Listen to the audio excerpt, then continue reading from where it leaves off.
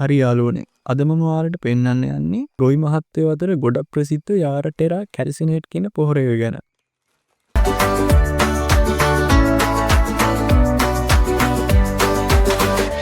මේක සාමාන්‍ය පොහොර එකක් නෙමෙයි.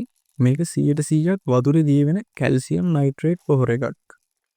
බලන්න අපේ වගාවලට ගොඩක් වෙලාවට තියෙන ලොකුම ප්‍රශ්නයක් තමයි මල් වැටෙන එක, කරල් හරි ගෙඩි හොඳට නොපිරෙන එක, ගෙඩි පුපුරන එක, කළු පැල්ලම් වෙන එක.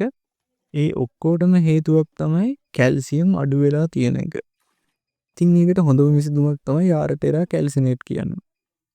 මේකෙන් වගාවට ලැබෙන දේවල් කිව්වොත් ශක්තිමත් ගෙඩි, හොඳට පිරුණු කරල්, මල් වැටීම අඩුවීම, ගෙඩි දිගු බාලයක් නරක නොවි තියාගන්න පුළුවන් වීම වගේම ගොඩක් දේවල් වලට මේ දීර පොහොර එක භාවිතා කරනවා.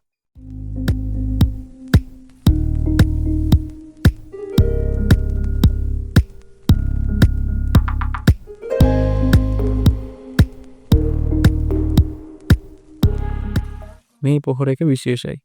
මොකද මේක පත්‍ර මතට ස්ප්‍රේ කරන්නත් පුළුවන්, මූල පද්ධතියට එක් කරන්නත් පුළුවන්. නයිමිරිස්, තක්කාලි, වැටකොළු, පළතුරු වගාවන් ඔක්කොටම ගැලපෙන පොහොර එකක් තමයි මේ කැල්සියම් නයිට්‍රේට් කියන පොහොර එක. ඉතින් යාළුවනේ මේ පොහොර එක භාවිතා කරන විදිය මම ඔයාලට කියලා දෙන්නම්. මේ දීර පොහොර එක පැල කුඩා කාලෙදිත් භාවිතා කරන්න පුළුවන්. ගොඩක් දෙනා මල් හට ගන්න කාලෙදි තමයි භාවිතා කරන්නේ. අපිට පුළුවන් එක ගහකට ග්‍රෑම් 1.5ක් වැටෙන විදියට වතුර සමග දිය කරලා මූල පද්ධතියට කෝප්පේ එකතු කරන්න. මොන හරි ගැටලුවක් තියෙනවා නම් කමෙන්ට් එකක් දාන්න යාළුවනේ. ඉස්සරහටත් මේ වගේ වැදගත් වීඩියෝ බලන්න Mr. Naiviris YouTube channel එක subscribe කරන්න අමතක කරන්නත් එපා.